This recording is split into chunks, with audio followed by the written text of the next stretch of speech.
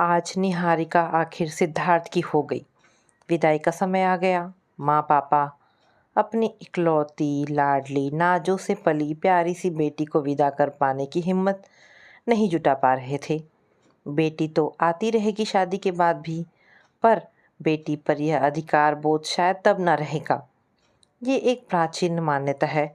अधिकार तो बेटे पर विवाह के बाद बेटी से भी कम हो जाता है, पर बोध कम नहीं होता शायद।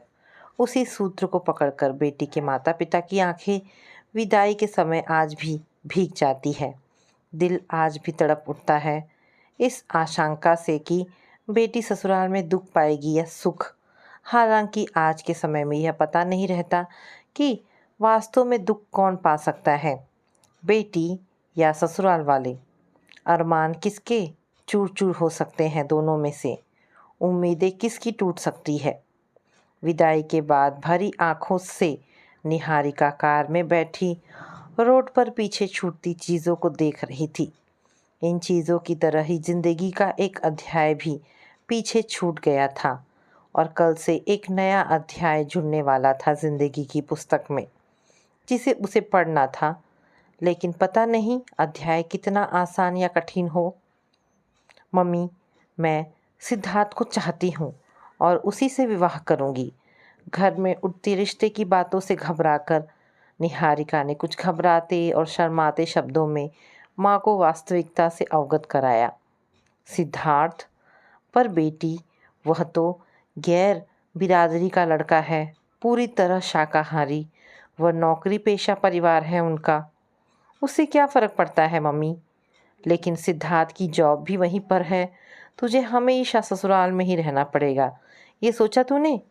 तो क्या हुआ, आप अपने जानने वाले बिजनेसमैन घरों में भी तो मेरी शादी करोगे, तो क्या साथ में नहीं रहना पड़ेगा? यहाँ भी रह लूँगी।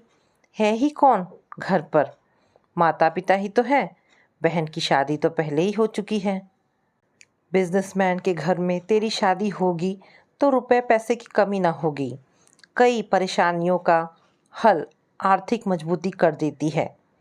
अनुभा जी शंका जाहिर करती हुई बोली, ओहो मम्मी, इतना मत सोचो। अक्सर हम जितना सोचते हैं उतना कुछ होता नहीं है। मैं और सिद्धार्थ दोनों की अच्छी जॉब है। मुझे खुद पर पूरा विश्वास है। निपट लूँगी सब बातों से। आप तो बस पापा को मनाओ, क्योंकि मैं सिद्धार्थ के अलावा किसी दूसरे से शादी नहीं करूँगी। निहारिका के तर्क वितर्क से अनुभा जी निरुत्तर हो गई थी। आजकल के बच्चे कुछ कहे तो माता पिता के होठों पर हाँ के सिवाय कुछ नहीं होना चाहिए। यही आधुनिक जीवन शैली और विचारधारा का पहला दस्तूर है। निहारिका के मम्मी पापा ने भी सहर्ष हाँ बोल दी। दोनों पक्षों की सफल वार्तालाप के बाद सिद्धार्थ व निहारिका शादी के सूत्र में बंध गए थे। बारात विदा होने से पहले ही बारातियों की एक कार अपने गंतव्य की तरफ चल दी थी, जिनमें सिद्धार्थ की मम्मी भी थी, ताकि वे जल्दी पहुंचकर बहू के स्वागत की तैयारियां कर सके। बारात लखनऊ से मेरठ जा रही थी। बारात जब घर पहुंची तो नई नवेली बहू के स्वागत में सबके पलक पावड़े बिछड़ गए थे। द्वार चार की थोड़ी बहुत रस्मों के बाद गृह प्रवेश हो गया। पंडित जी भी अपनी दक्षिणा पाकर दुम दबाकर भागे और घर पर इंतजार करते बैंड वाले भी अपना कर्तव्य पालन कर भाग खड़े हुए। बारात के मेरठ पहुँचते पहुँचते ही रात के 9 बज गए थे। खाना तैयार था। अधिकांश बाराती तो रास्ते से ही इधर उधर के लिए निकल लिए थे। करीबी रिश्तेदार जिन्होंने घर तक आने की ज़रूरत महसूस की थी, वे भी खाना खाकर जाने को उद्यत हो गए। सिद्धार्थ की मम्मी सुरेखा ने सबको भेंट वगैरह देकर विदा कर दिया। घर में अब सुरेखा, राजीव, बेटी, दामाद व दूल्हा दुल्हन रह गए थे। दामाद की तो जॉब दूसरे शहर में थी, पर घर स्थानीय था, इसलिए बेटी दामाद भी अपने घर चले गए। सिद्धार्थ, तुमने भी तो होटल में कमरा बुक किया हुआ है, तुम भी निकल जाओ। तुम्हारे दोस्त तुम्हें छोड़ देंगे और ड्राइवर तुम्हारे दोस्तों को घर छोड़ता हुआ चला जाएगा। काफ़ी देर हो रही है, आराम करो। राजीव बोले। सिद्धार्थ बहुत थका हुआ था। इतने थके हुए दोनों कि उनका होटल जाने का भी मन नहीं हो रहा था। यहीं सो जाते हैं पापा, मेरा कमरा खाली ही तो है, घर में तो कोई मेहमान भी नहीं है। सुरेखा चौंक गई। मन ही मन सोचा, नई बहू क्या सोचेगी। नहीं नहीं, तुम्हारा बेडरूम तो बहुत ही बिखरा हुआ है। आज तो होटल चले जाओ, कल सब कुछ व्यवस्थित कर दूंगी, सुरेखा बोली। सिद्धार्थ उलझन में सोफे पर बैठा ही रहा और साथ में निहारिका भी। थकान के मारे आंखें मूंद रही थी। मायके की बात होती तो सारा तामझाम उतार कर शॉर्ट्स और टी शर्ट पहनकर फुल एसी पंखा खोलकर चित्त सो जाती, लेकिन यहाँ ऐसा कुछ नहीं कर सकती थी, इसलिए चुप बैठी रही। जाओ सिद्धार्थ, ड्राइवर इंतज़ार कर रहा है। चलो निहारिका। थके मांदे निहारिका व सिद्धार्थ थके शरीर को धकेलकर कार में बैठ गए। निहारिका का दिल कर रहा था पीछे सिर टिकाए और सो जाए।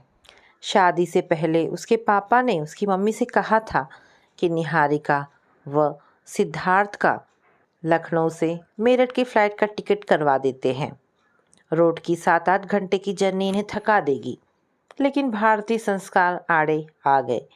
इसीलिए अनुभा जी बोली, शादी के बाद निहारिका उनकी बहू है, वे उसे ट्रेन से ले जाए, कार से ले जाए, बैलगाड़ी से ले जाए या फिर एरोप्लेन से, हमें बोलने का कोई हक नहीं। सुनकर निहारिका मन ही मन मुस्कुरा दी थी। वाह भाई, भारतीय परंपरा। सड़क मार्ग से यात्रा करने में मेरी तबीयत खराब होती है, इसलिए मुझे उल्टी की दवाई खाकर जाना पड़ेगा। लेकिन बेटी को चाहे कितनी भी ऊंची शिक्षा दे दो और वह कितने ही बड़े पद पर कार्यरत क्यों ना हो, एक ही रात में उसके मालिकों की अदला बदली कैसे हो जाती है, उस पर अधिकार कैसे बदल जाते हैं, उसकी खुद की भी कोई मर्जी है, खुद की भी कोई तकलीफ़ है, खुद का भी कोई निर्णय है, इस विषय में कोई भी जानना नहीं चाह रहा।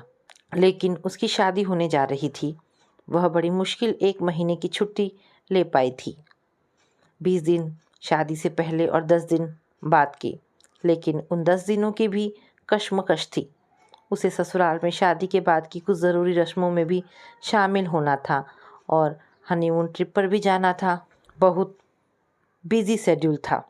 शादी से पहले की छुट्टियां भी ज़रूरी थी। उसे शादी की तैयारियों के लिए भी वक्त नहीं मिल पाया था, ऐसा लग रहा था। शादी भी ऑफिस की ज़रूरी कामों की तरह ही निबट रही है। शायद वे दोनों 1 महीने के किसी प्रोजेक्ट को पूरा करने आए हैं। ऊपर से मम्मी के उपदेश सुनते सुनते वह तंग आ गई थी। बहू को ऐसा नहीं करना चाहिए, बहू को वैसा नहीं करना चाहिए, ऐसे रहना, वैसे रहना, चिल्लाकर बात नहीं करना, सुबह उठना, ऑफिस से आकर थोड़ी देर सास ससुर के पास बैठना, रसोई में जितनी बन पाए मदद ज़रूर करना। एक दिन सुनते सुनते वह भन्ना गई। मम्मी, जब भाई की शादी हुई थी तब भाई को भी यही सब समझाया था। स्त्री पुरुष की समानता का ज़माना है। भाभी भी नौकरी करती हैं, भैया को भी सब कुछ वही करना चाहिए जो भाभी करती हैं। मसलन उनके माता पिता, भाई बहन, रिश्तेदारों से अच्छे संबंध रखना, किचन में मदद करना, भाभी से ऊंचे स्वर में बात ना करना, ऑफिस से आकर हफ्ते में भाभी के मम्मी पापा से 2-3 बार बात करना और सुबह उठकर भाभी के साथ मिलजुल कर काम करना आदि। लड़की को ही यह सब क्यों सिखाया जाता है? उसके बाद मम्मी के निर्देश कुछ बंद हुए थे। निहारिका को मन ही मन मम्मी पर दया आ गई। गलती मम्मी की नहीं, मम्मी की पीढ़ी की है, जो नई पुरानी पीढ़ी के बीच झूल रही थी। उच्च शिक्षित है लेकिन अधिकतर आत्मनिर्भर नहीं रही, इसलिए कई तरह के अधिकारों से वंचित भी रही। उच्च शिक्षा के कारण गलत सही भले ही समझी हो, नए विचारों को अपनाने का माध्य भले ही रखती हो, लेकिन गलत को गलत बोलती नहीं है, नए विचारों को अपने आचरण में लाने की हिम्मत नहीं करती। यहाँ तक कि मम्मी जी की पीढ़ी की आत्मनिर्भर महिलाएं भी नई पुरानी विचारधारा के बीच झूलती, नई पुरानी परंपराओं के बीच पिसती रहती हैं। फुल होम मेकर्स की शायद आखिरी पीढ़ी है जो अब समाप्त होने की कगार पर है। कार होटल पहुंच गई और निहारिका व सिद्धार्थ को कमरे तक पहुंचाकर सिद्धार्थ के दोस्त चले गए। रात के 1 बज रहे थे। कमरे में पहुंचकर दोनों ने चैन की सांस ली। 2 प्रेमी पिछले 3 सालों से इस रात का बेसब्री से इंतज़ार कर रहे थे, लेकिन थके शरीर नींद की आगोश में जाना चाहते थे। दोनों इतने थके कि बात करने के मूड में भी नहीं थे। शादी की 3 दिनों तक चली परंपरावादी प्रक्रिया ने उन्हें बुरी तरह थका दिया था।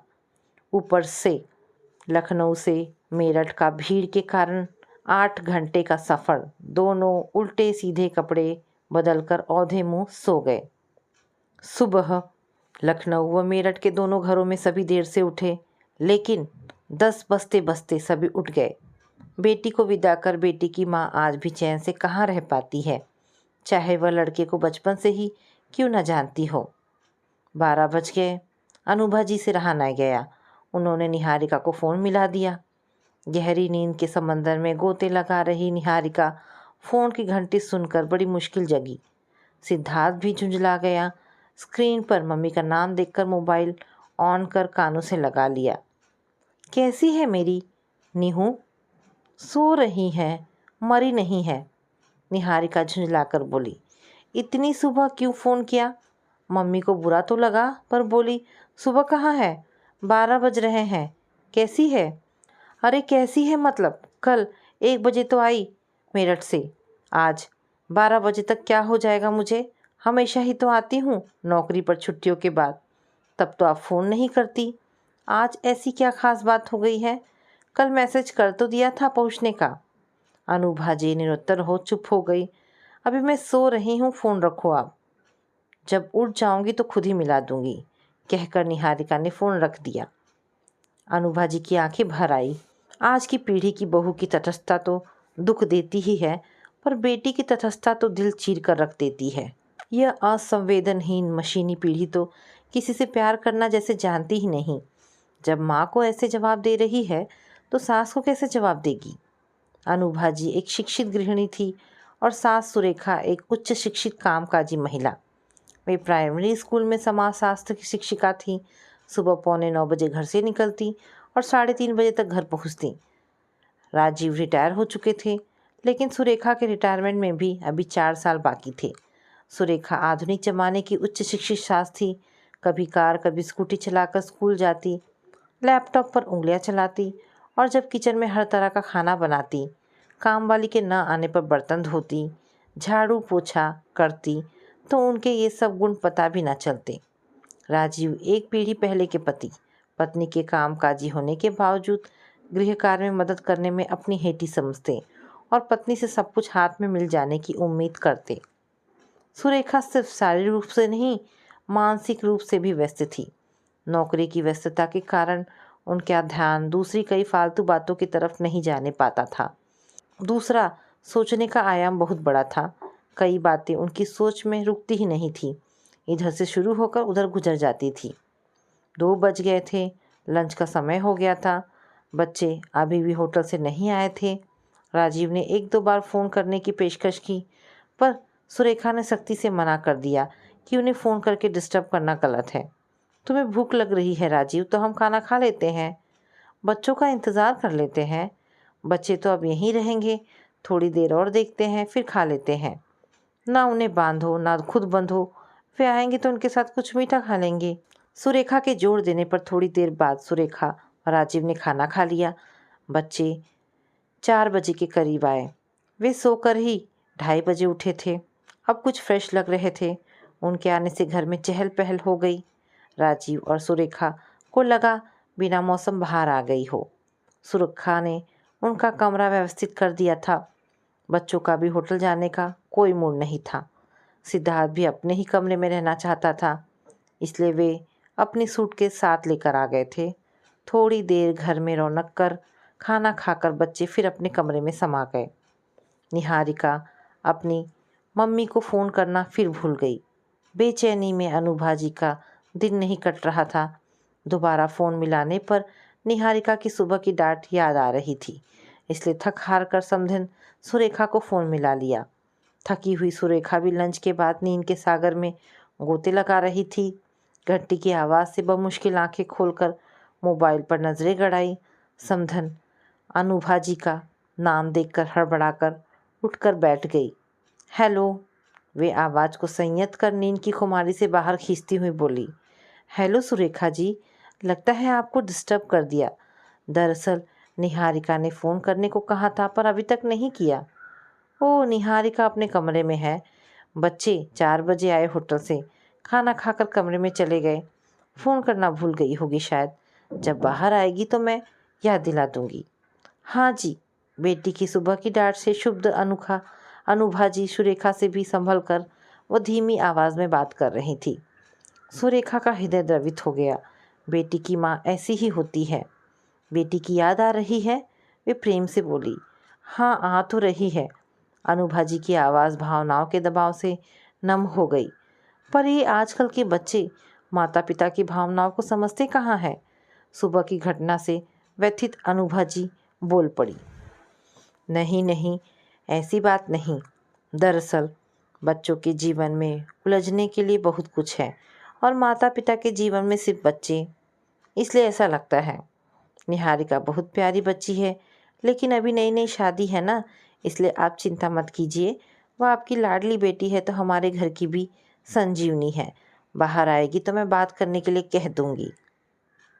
ठीक है, कहकर अनुभा जी ने फ़ोन रख दिया। सुरेखा की नींद तो अनुभा जी के फ़ोन से उड़ गई थी। राजीव भी आवाज़ से उठ गए थे, इसलिए वह उठकर मुंह हाथ धोकर चाय बनाकर ले आई। बच्चे दूसरे दिन हनीमून पर निकल गए। वापस आए तो कुछ दिन निहारिका के घर लखनऊ चले गए। इस बीच सुरेखा की छुट्टियां ख़त्म हो गई। बच्चे वापस आए तो उनकी भी छुट्टियां ख़त्म हो गई थी। दोनों के ऑफिस शुरू हो गए और दोनों अपनी दिनचर्या में व्यस्त हो गए। वैसे तो सुरेखा बहुत ही आधुनिक विचारों की कामकाजी सास थी, पर वे इस नई पीढ़ी को नवविवाहित जीवन की शुरुआत करते बड़े आश्चर्य व कुतूहल से देख रही थी। इन बच्चों की दिनचर्या में उनके मोबाइल व लैपटॉप के अलावा किसी के लिए भी जगह नहीं थी। उनके ऑफिस संबंधी अधिकतर काम तो मोबाइल से ही निपटते थे, बाकी बचे लैपटॉप से। सुबह 8:30-9 बजे के निकले बच्चे रात के 9 बजे के बाद ही घर में घुसते। उनकी दिनचर्या में अपने नवविवाहित साथी के लिए जगह ही नहीं थी। फिर सास ससुर की कौन कहे, इन्हें प्यार करने के लिए फुर्सत कैसे मिली होगी। सुरेखा अक्सर राजीव से मजाक करती, लगता है प्यार भी मोबाइल पर ही निपटा लिया होगा, ऑफिस के ज़रूरी कामों की तरह। अनुभा जी बेटी से बात करने के लिए तरस जाती। पहले सिर्फ उसकी नौकरी थी, इसलिए थोड़ी बहुत बात हो जाती थी, पर अब उसकी दिनचर्या का थोड़ा बहुत हिस्सेदार सिद्धार्थ भी हो गया था। सास ससुर के साथ भी थोड़ा बहुत बैठती है छुट्टी के दिन। कभी किचन का रुख भी कर लिया कर। अब तेरी शादी हो गई है। तेरे सास ससुर अच्छे हैं, पर थोड़ी बहुत उम्मीद तो वे भी करते होंगे। एक दिन फ़ोन पर बात करते हुए अनुभा जी बोली, उफ मम्मी, फिर शुरू हो गए आपके उपदेश। अरे जब मैं किसी से बदलने की उम्मीद नहीं करती, जो जैसा है वैसा ही रह रहा है, तो मुझसे बदलने की उम्मीद कैसे कर सकता है कोई। शादी मेरे लिए ही सज़ा क्यों है। ये मत पहनो, वह मत करो, मन हो ना हो सबसे बातचीत करो, जल्दी उठो, रिश्तेदार आए तो उन्हें खुश करो।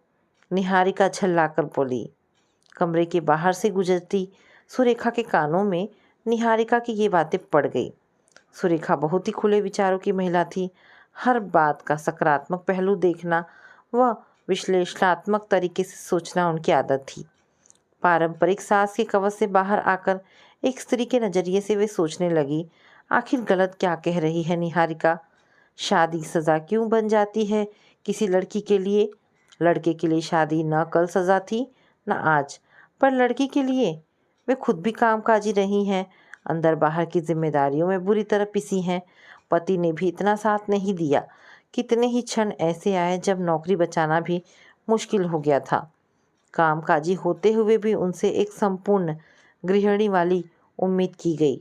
ऐसे विचार कई बार उसके हृदय को भी आंदोलित करते थे, पर गलत को गलत कहने की उच्च शिक्षित होते हुए, यहाँ तक कि आर्थिक रूप से आत्मनिर्भर होते हुए भी उनकी पीढ़ी ने हिमाकत नहीं की। उन्हें लग रहा था जैसे उनकी पीढ़ी का मौन अब निहारिका की पीढ़ी की लड़कियों के मुंह से मुखरित हो रहा है। निहारिका की पीढ़ी की लड़कियों की दिनचर्या अपने हिसाब से शुरू होती है और अपने हिसाब से ख़त्म होती है। ये देखकर उन्हें अच्छा भी लगता। निहारिका की पीढ़ी की लड़की का जीवन पति रूपी पुरुष के जीवन के खिलने व सफल होने के लिए आधार मात्र नहीं है, बल्कि दोनों ही बराबर के स्तंभ थे। एक भी कम या ज़्यादा नहीं। वे अपने बेटे को निहारिका से ज़्यादा बदलते हुए देख रही थी। शादी के बाद वो पहले से जल्दी उठता, दोनों भाग दौड़ कर तैयार होते, बेडरूम ठीक करते, अपने अपने कपड़े प्रेस करते, उन्हें अलमारियों में लगाते। नाश्ते के लिए एक टोस्ट सेकता तो दूसरा कोल्ड कॉफ़ी बनाता, एक कॉर्नफ्लेक्स बाउल में डालता तो दूसरा दूध गिलास में, एक ऑमलेट बनाता तो दूसरा टोस्ट पर बटर लगाता। सुरेखा खुद कामकाजी थी, इसलिए उनकी बहुत अधिक मदद नहीं कर सकती थी। बस घर की व्यवस्था उन्हें ठीक ठाक मिल रही थी। राशन पानी सब्जी कब कहाँ से आएगा, काम वाली कब काम करेगी, खाना कब बनेगा, इसका सिरदर्द न होना भी बहुत बड़ी मदद थी। इसलिए व्यक्तिगत स्तर पर मदद को लेकर वे चुप ही रहती थी। लेकिन सिद्धार्थ को हर कदम पर निहारिका का साथ व स्वतंत्रता देते देख सुरेखा को अपना जीवन व्यर्थ जाने जैसा लगता। वे खुद तो कभी नौकरी व घर के बीच पूरी ही नहीं पड़ी, ऊपर से सारे रिश्ते नाते। निहारिका को तो रिश्ते नाते निभाने की कोई फिक्र ही नहीं थी। यहाँ तक तो उसकी ना तो सोच जाती, ना ही समय था। उस पर भी अब परिवार छोटे, एक टाइम की चाय भी नहीं पिलानी है। और फिर व्हाट्सअप, चाय की प्याली भी गुड मॉर्निंग के साथ व्हाट्सअप पर भेज दो, और ज़रूरत पड़ने पर बर्थडे केक भी। ये सब सोचकर सुरेखा मन ही मन मुस्कुराई। निहारिका की पीढ़ी की लड़कियों ने जैसे एक युद्ध छेड़ रखा है। वर्षों से आ रही नारी की पारंपरिक छवि के विरुद्ध सुरेखा सोचती, भले ही कितना कोस लो आजकल की लड़कियों को, सच तो ये है कि सही मायनों में वे अपना जीवन जी रही हैं, मुखरित हो चुकी हैं। यह पीढ़ी ऐसा ही जीवन शायद उनकी पीढ़ी या उनसे पहले की भी पीढ़ी लड़कियों ने चाहा होगा, पर कायदे और रीति रिवाजों में बंद कर रह गई। पुरुषों के बराबर समानता स्त्रियों को किसी ने नहीं दी, लेकिन यह पीढ़ी अपना वह अधिकार छीन कर ले रही है। फिर विकास तो अपने साथ कुछ विनाश तो लेकर आता ही है। गेहूं के साथ घुन तो पिसी जाता है। निहारिका और सिद्धार्थ दोनों आजकल अत्यधिक व्यस्त थे। रात में भी देर से लौट रहे थे। वर्कलोड बहुत था। दोनों के रिव्यू होने वाले थे। घर आकर दोनों जैसा तैसा खाकर दो चार बातें करके औधे मुंह सो जाते। छुट्टी के दिन भी दोनों लैपटॉप पर आंखें गड़ाए रहते। अनुभा जी की बेचैनी सीमा पार कर रही थी। उसमें सुरेखा जैसा धैर्य नहीं था, न ही वह सुरेखा की तरह व्यस्त थी। इसलिए नई पीढ़ी की अपनी बहू के क्रियाकलापों को भी सहजता से नहीं ले पाती, और अपनी भड़ास निकालने के लिए बेटी के कान भी उपलब्ध नहीं थे। माँ के दुख दर्द सुनना निहारिका की पीढ़ी की लड़कियों की न आदत है न फुर्सत, पर बेटी से मोह कम कर बहू से मोह बढ़ाना अनुभा जैसी महिलाओं को भी नहीं आता। यदि निहारिका ससुराल में न रहकर कहीं अलग रह रही होती तो अनुभा अब तक आ धमकती, पर नए नए समधियाने में जाकर रहने में पुराने संस्कार थोड़े आड़े आ ही जाते थे। बेटी तो दो चार बातें करके फ़ोन रख देती, पर जब तब सुरेखा से बात कर वह अपनी भड़ास निकाल लेती। उनका इस कदर पुतरी मुँह देकर सुरेखा को अजीब तरह का अपराध बोध सालने लगता, जैसे उनकी बेटी को उनसे अलग करके उन्होंने कोई गुनाह कर दिया हो। उन्हें कभी अनुभा की फ़ोन पर कही अजीबोगरीबी बातों से चिड़चिड़ाहट होती, तो कभी खुद भी एक बेटी की माँ होने के नाते द्रवित हो जाती। बेटी से प्यार तो सुरेखा को भी बहुत था, पर उसकी व्यस्तता उन्हें प्यार जताने तक का समय नहीं देती। मोह की कौन कहे, पर अनुभा की हालत देखकर उन्हें लगता कि सच ही कहते हैं, खाली दिमाग शैतान का घर। हर इंसान को कहीं ना कहीं व्यस्त रहना चाहिए। नौकरी ही जरूरी नहीं है, और भी कई तरीके हैं व्यस्त रहने के। उसका दिल करता किसी दिन इत्मीनान से समझाए अनुभा को कि बच्चों से मोह अब कुछ कम करे और खुद की ज़िंदगी से प्यार करे। अभी 55-56 वर्ष की उम्र होगी उनकी। बहुत कुछ है ज़िंदगी में करने के लिए। अभी हर समय बेटी बेटी करके उसके मुंह में फंसकर वह खुद की भी ज़िंदगी बोझ बना रही हैं, और बेटी की ज़िंदगी में भी उलझन पैदा कर रही हैं। निहारिका की पीढ़ी की लड़कियों की ज़िंदगी व्यस्तता भरी है। इस पीढ़ी को कहाँ फुर्सत है कि वह माता पिता, सास ससुर के भावनात्मक पक्ष को अंदर तक महसूस करे, लेकिन समझा ना पाती। रिश्ता ही ऐसा था। इसी बीच कंपनी ने निहारिका को 15 दिन की ट्रेनिंग के लिए बेंगलोर भेज दिया। निहारिका जाने की तैयारी करने लगी। घर में किसी के मन में दूसरा विचार ही न आया। एक आत्मनिर्भर लड़की को ऑफिस के काम से जाना है तो बस जाना है। लेकिन निहारिका की मम्मी बेचैन हो गई। कैसे रहेगी तू वहाँ अकेली इतने दिन? कभी अकेली रही नहीं तू। दिल्ली में भी तो तू अपनी सहेली के साथ रहती थी, अनुभा कह रही थी। सुरेखा को भी मोबाइल की आवाज़ सुनाई दे रही थी। अकेले का क्या मतलब है मम्मी? नौकरी में तो यह सब चलता रहता है। कंपनी मुझे भेज रही है। आप हर समय चिंता में क्यों डूबी रहती हैं?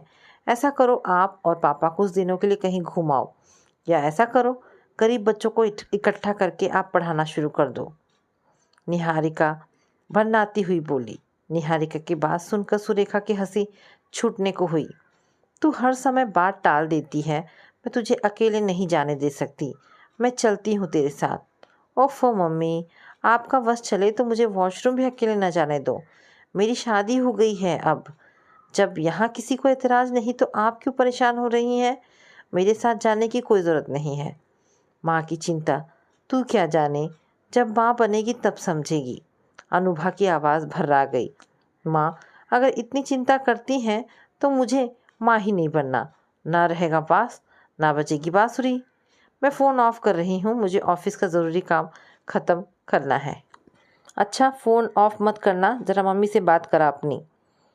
निहारिका ने फ़ोन सुरेखा को पकड़ा दिया। आज अनुभा की बातें सुनकर सुरेखा का दिल किया कि बुरा ही मान जाए अनुभा, पर वे अब चुप नहीं रहेंगी, अपनी बात बोल कर रहेंगी। वे फ़ोन पर बात करते करते अपने कमरे में आकर बैठ गईं। देख रही हैं आप कैसे रहेगी वहाँ अकेली? मुझे भी मना कर रही हैं। आप सिद्धार्थ से कहिए ना कि छुट्टी लेकर उसके साथ जाए। उसकी बेसिर पैर की बात पर झुंझलाहट हो गई सुरेखा को। सिद्धार्थ के पास इतनी छुट्टी कहाँ है अनुभा जी? और फिर ये तो शुरुआत है, जैसे जैसे नौकरी में समय होता जाएगा ऐसे मौके तो आते रहेंगे। आप चिंता क्यों कर रही हैं? आपने उच्च शिक्षा दी है बेटी को तो कुछ अच्छा करने के लिए ही ना, घर बैठने के लिए तो नहीं। समझदार व आत्मविश्वासी लड़कियां हैं आजकल की, इतनी चिंता करनी छोड़ दीजिए आप भी। कैसी बात कर रही हैं आप? कैसे छोड़ दूँ चिंता? आप नहीं करती अपनी बेटी की चिंता? मैं चिंता करती हूँ अनुभा जी, पर अपनी चिंता बच्चों पर लाती नहीं हूँ। सुरेखा का दिल क्या अगला वाक्य बोले। और ना बेटी की सास को जब तक कुछ ऐसा वैसा बोलकर परेशान करती हूँ, पर स्वर को संभाल कर बोली, बच्चों को अपनी ज़िंदगी है। यदि बच्चे अपनी ज़िंदगी में खुश हैं तो बस माता पिता को चाहिए कि दर्शक बनकर उनकी खुशी को निहारे और खुद को व्यस्त रखें। आज की पीढ़ी बहुत व्यस्त है, इनकी तुलना अपनी पीढ़ी से मत कीजिए। इसका मतलब ये नहीं कि बच्चों को हमसे प्यार नहीं, पर उनकी दिनचर्या ही ऐसी है कि कई छोटी छोटी खुशियों के लिए भी उनके पास समय नहीं है। या कहना चाहिए खुशियों के मापदंड ही बदल गए हैं उनकी ज़िंदगी के। अनुभा एकाएक रो पड़ी फ़ोन पर। सुरेखा का दिल पसीज गया, लेकिन सोचा आखिर बेटी से मोह भंग तो होना ही चाहिए अनुभा का। अनुभा जी क्यों दिल छोटा कर रही हैं? निहारिका आपकी बेटी है और ज़िंदगी भर आपकी बेटी रहेगी, लेकिन एक बच्ची आपके पास भी है, उसे भी निहारिका के नज़रिए से देखेंगी तो वह भी उतनी ही अपनी लगेगी। प्यार कीजिए बच्चों से, पर अपना प्यार, अपना रिश्ता लाद कर उनकी ज़िंदगी नियंत्रित मत कीजिए, बल्कि अपनी ज़िंदगी खुशी से जीने के तरीके ढूंढिए। अभी हमारी ऐसी उम्र नहीं हुई है, खूबसूरत उम्र है यह तो। सब जिम्मेदारियों से अब जाकर फारिग हुए हैं, अपने छूटे हुए शौक़ पूरे कीजिए। अब वे दिन लद गए कि बच्चों की शादी की और बुढ़ापा आ गया। अब तो समय आया है एक नई शुरुआत करने का। अनुभा चुप हो गई। सुरेखा को समझ नहीं आ रहा था कि अनुभा उनकी बात कितनी समझी, कितनी नहीं, उसे अच्छा लगा या बुरा। आप सुन रही हैं ना? वे धीरे से बोली। मैं आपका दिल नहीं दुखाना चाहती, बल्कि बड़ी बहन की तरह आपका साथ देना चाहती हूँ। निहारिका खुश है, अपनी ज़िंदगी में व्यस्त है, अपनी नौकरी में आपके पास कम आ पाती है, कम बात कर पाती है। तो क्या आप सोचती हैं कि वह हमारे पास रहती है तो हमारी बहुत बातें हो जाती हैं? आप दूर हैं फिर भी फ़ोन पर बात कर लेती हैं, लेकिन मैं तो जब उसे अपने सामने थका हुआ देखती हूँ तो खुद ही बातों में उलझाने का मन नहीं करता। छुट्टी के दिन बच्चे काफ़ी देर से सोकर उठते हैं, फिर उनके हफ्ते में करने वाले कई काम होते हैं। शाम को थोड़ा बहुत इधर उधर घूमने या मूवी देखने चले जाते हैं। यदि इस तरह से हम हर समय अपनी खुशियों के लिए बच्चों का मुंह देखते रहोगे तो हमारी खुशियाँ रेत की तरफ फिसल जाएगी मुट्ठी से और हथेली में कुछ भी ना बचेगा। इसलिए कहा इतना कुछ। अगर मेरी बात का बुरा लगा हो तो क्षमा चाहती हूँ। नहीं नहीं, आपकी बात का बुरा नहीं लगा मुझे, बल्कि आपकी बात पर सोच रही हूँ। बहुत सही कह रही हैं। निहारिका भी जब तब कुछ ऐसा ही समझाती है, मगर झल्लाकर। मैं भी कोई नई राह ढूंढती हूँ। आप नौकरी में व्यस्त हैं, इसलिए ज़िंदगी को सही तरीके से समझ पा रही हैं शायद। नौकरी के अलावा भी बहुत से रास्ते हैं ज़िंदगी में व्यस्त रहने के। मैं भी रिटायरमेंट के बाद कोई नया रास्ता ढूंढूंगी। आप भी सोचकर ढूंढिए और ढूंढकर सोचिए, कहकर सुरेखा हंस दी। हाँ जी, आप बिल्कुल ठीक कह रही हैं। कब जा रही है निहारिका? परसों सुबह की फ़्लाइट से। ठीक है, कल रात उसे गुड विशेस का मैसेज कर दूंगी, कहकर अनुभा खिलखिलाकर हंस पड़ी और साथ ही सुरेखा जी भी। तो दोस्तों, ये कहानी यहाँ पर समाप्त होती है। आशा करती हूँ ये पारिवारिक कहानी आपको पसंद आई होगी। अगर कहानी पसंद आई है तो प्लीज़ इसे लाइक एंड शेयर करें। दोस्तों, ऐसी ढेरों पारिवारिक और शिक्षाप्रद कहानी सुनने के लिए मेरे चैनल को प्लीज़ सब्सक्राइब करें। धन्यवाद दोस्तों।